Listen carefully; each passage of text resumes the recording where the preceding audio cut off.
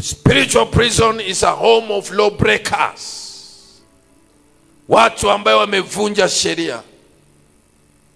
Umevunja sheria maombi, utaingia prison. Unavunja sheria utakatifu, utaingia prison. Utavunja sheria ya kupendana sisi kwa sisi, you will get in that prison. Unavunja sheria ya kutoa tithe, you will get into that prison.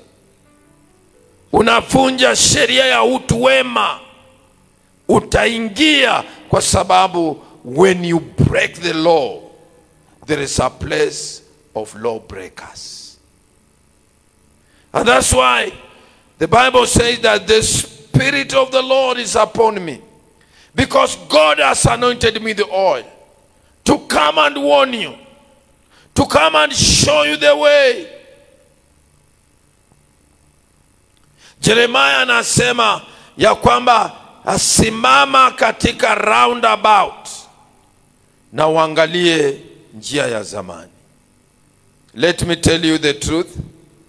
Never again blame people because of your failures. Don't blame people because of your poverty. Oh, sikuenda shule, ndugu zangu hawakunisaidia. Ni watu wangapi ambao wameendelea na hawakusaidiwa na ndugu zao? Why do you need your brothers? Why can't you lift up your eyes na umuone Mungu na waambie Mungu nisaidie? Hallelujah. Why do you need your brothers? Muulize jirani yako, kwa nini unataka jamaa zako?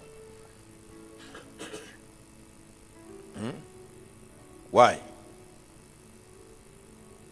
Can you imagine at your age, you are working, you are a businesswoman, you are a businessman.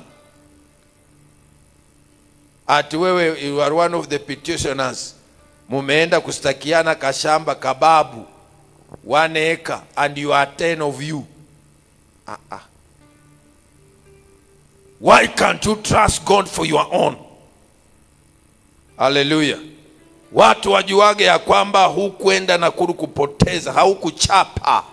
Mungu alikubariki, wewe umepata kashamba kule ng'ambo. Umepata hata 50 by 100. Na kama town inakuwa ngumu, God can bless you with money and buy land in your village and let people know that you serve a good God. Let people, when they come in your family, wanaona tofauti. You should not behave like your brothers and your sisters. You are unique. You are blessed of the Lord. Kama ndugu zako hawajajenga, nenda ujenge. Amen. Kama ndugu zako, dada zako wanaogopa wachawi, wewe nenda wachawi wakuone, wakuroge mpaka wenyewe wainue mikono waseme huyu alogekagi. Amen. The reason why some of us tuko vile tulivyo, kuna watu walijaribu kuturoga wakashindwa, wakahama wenyewe. Uchawi haukufanya kazi. Na mimi nasema uchawi hautafanya kazi kwako katika jina la Yesu. Sema uchawi wa wanadamu hautafanya kazi kwangu katika jina la Yesu. Mungu anafurahi wakati unaposhinda. Mungu anahuzunika wakati unaposhindwa.